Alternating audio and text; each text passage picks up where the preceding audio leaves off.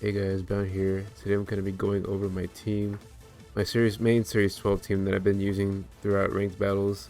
I've used a lot of teams, a lot of Pokemon, but this is the main team that I've been using for a while in series 12 because series 12 has been active for like 6 months. So like, there's just so much time to have for a metagame in terms of Pokemon Sword and Shield because usually they change it up pretty often, you know. So, but yeah.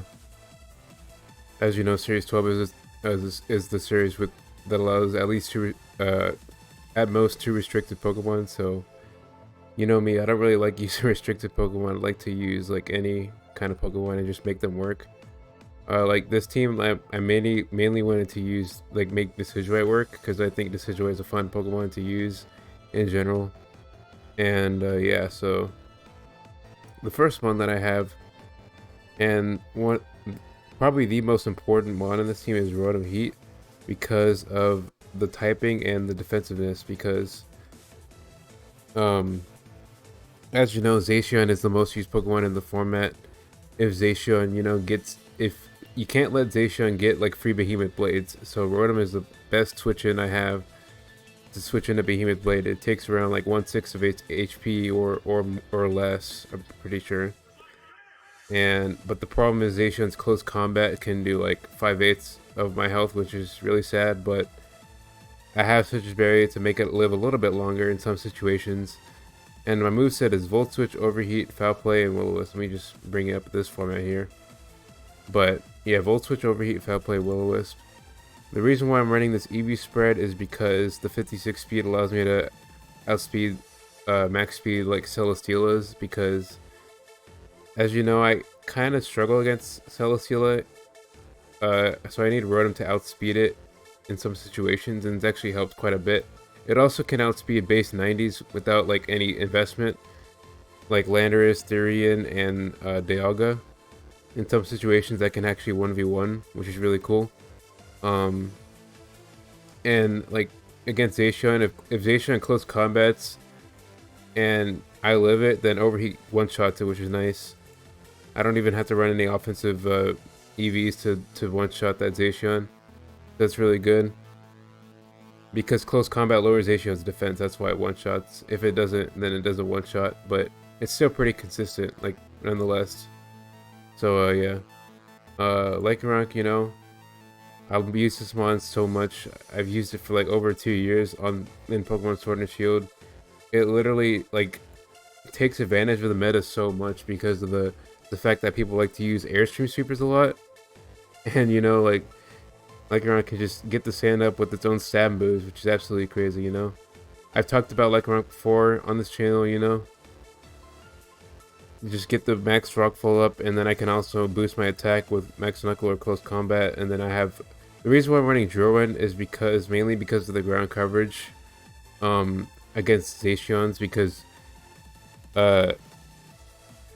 like if I get set up with Dynamax Lycanroc and everything, then it can actually beat Zacian out in the right situations. So yeah, that's really cool that it can do that, because that's really nice. And yeah, so also yeah, Lycanroc 1v1 Zapdos pretty consistently as well, which is really good to have on a team because Zapdos is a massive threat to a lot of teams. So this Mamoswine set may seem a little bit weird, but I think it is really good because we have Freeze Dry. Freeze Dry is really important because I can kill Dracovishes in one hit. I can hit Quagsires and Seismitoads and Gastrodons pretty hard, and they won't really be expecting the Freeze Dry to come out on Mamoswine. But I think it's really good to catch people off guard, and the reason why I'm running Choice Scarf is just to have that speed advantage against a lot of threats. Like Dracovish, I can one-shot it and outspeed it to Scarf Dracovish. That's really important. That's actually come in clutch so many times because nothing on my team can really switch into a Fish's Rend. So like I'm kind of have to just outplay the Dracovish when it comes out. So that's why I'm running it mainly. And then Icicle Spear is really good, just like stab, and then also like can break through Sassage because it's multi-hit and all that. Rock Tomb is really good against like certain 1v1 scenarios with Sash, like what's it called? There's some ones that can get 1v1 by Mamoswine with the Rock Tomb. Can't think off the top of my head, but yeah, Earthquake is really good for stab, just general stab. The main thing, I can also outspeed Eternatus, which is really good. Like, my team, they can't really deal with Eternatus that well. I do have some tools, but Mamoswine is one of the best tools in my opinion. Yeah, I'm running this 84 special attack is mainly because of the freeze dry. The power can one-shot Dracovish. So yeah, and then the rest in attack speed. I'm running this amount of speed because I don't want to waste 8 speed because this is just the right amount of speed to outspeed Dragapult. And yeah, pretty just try to optimize the EV spread, you know. And yeah, so that's pretty much all I have to say. And then Thick Fat, I could have ran Oblivious, but you know, I don't really think I need to. I think Thick Fat can also help in more situations, in my opinion. But yeah, and then one of the Mandibus is a pretty important mon as well on my team because you know, Calyrex Shadow, Psychic and Ghost Powerhouse can like destroy so many Pokemon, but Mandibus is one of the few that can actually withstand that Pokemon.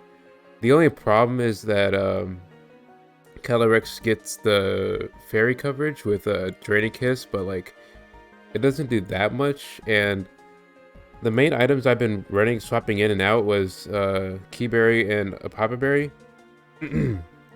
Excuse me, but yeah, like Keyberry can help in some situations, like against like a Necrozma Dust main.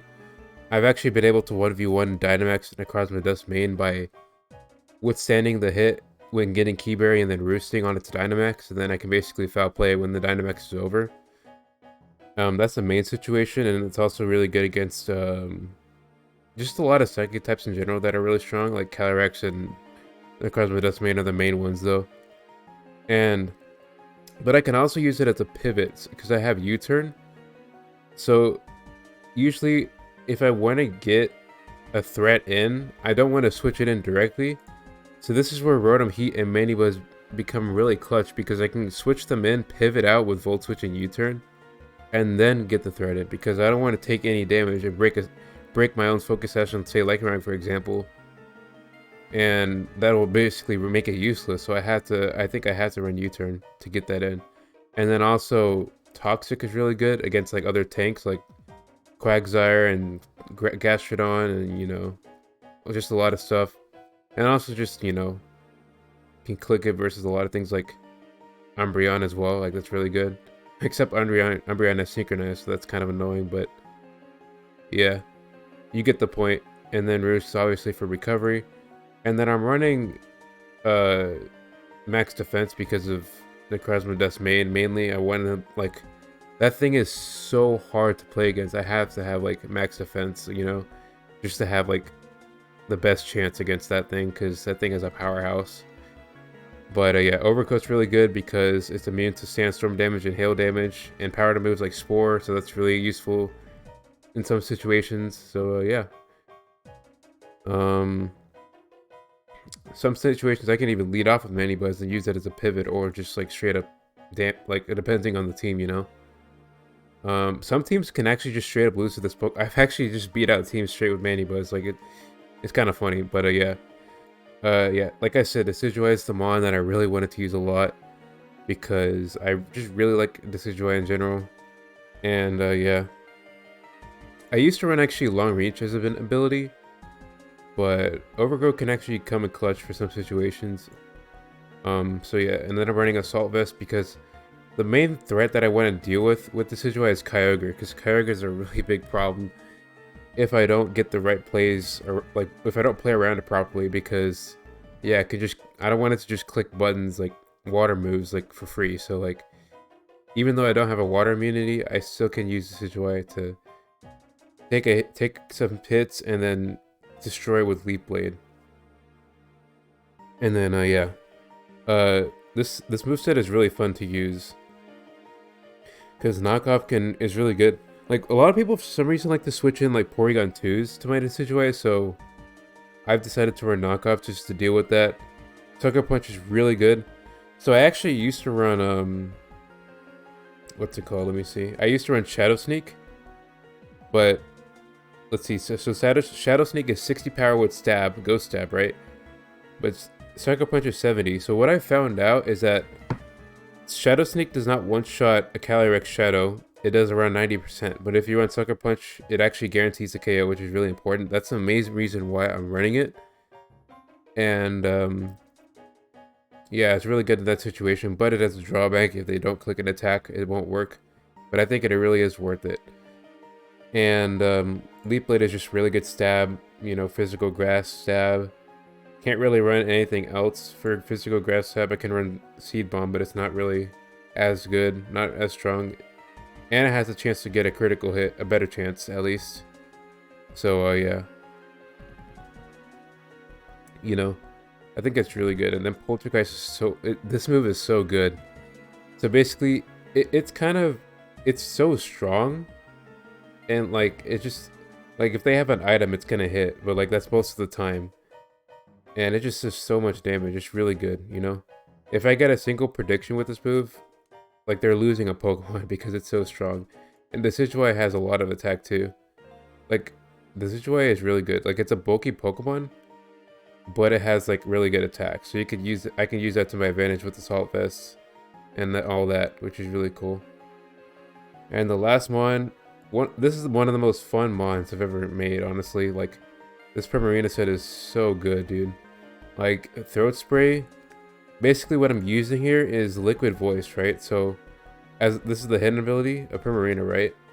And what I can do is use Liquid Voice with Hyper Voice. And it basically turns the normal move into a water move because it's a sound move. And then when I click Hyper Voice, I get a special attack boost with Throat Spray. Because I use a sound move. So this is really fun. Like, also the thing about Hyper Voice is that it goes through Substitute. So like, you can't really substitute versus Primarina. Otherwise Primarina will just do damage through your Substitute. So this set is really good for dealing with a lot of things. It can deal with some gimmicky sub teams, which I have dealt with. Like Primarina, I've gotten sweeps with just Primarina by itself, which is crazy. Because you don't really expect Primarina to sweep teams, but it just does sometimes. It's weird. But yeah, Moonblast, really good stab, Fairy Stab, 95 power, really good. Can lower the special attack. Energy Ball, just really good coverage. I can kill like Seismitoads and Gastrodons with Energy Ball, other water types in general. And yeah. The only problem, like, oh yeah, Psychic, and then also Psychic good for, mainly against Eternatus and Toxapex, just those bulky poison types that can get Primarina into trouble if it uses anything else. But yeah, and then, but the main problem with this set is that when Primarina Dynamaxes, it doesn't like get a water type on this move. It actually stays normal type, which really sucks because I've actually lost several games just to that. Just because of that situation, which is really annoying, but an alternative is a good alternative to Hyper Voice though is Sparkling Aria, because Sparkling Aria also has the same power as Hyper Voice, but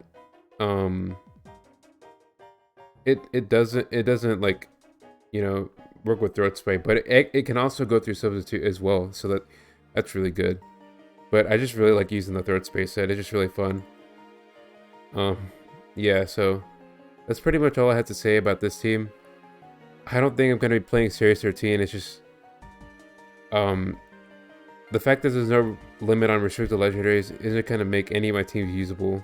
Like, this is just a fraction of my teams that I've used, like, for Battle Stadium. I have so many other ones I probably deleted, but I'm pretty sure this is the last team I'm ever going to use in Generation 8, which is a bummer, but, you know, better things to come in Generation 9, so, yeah.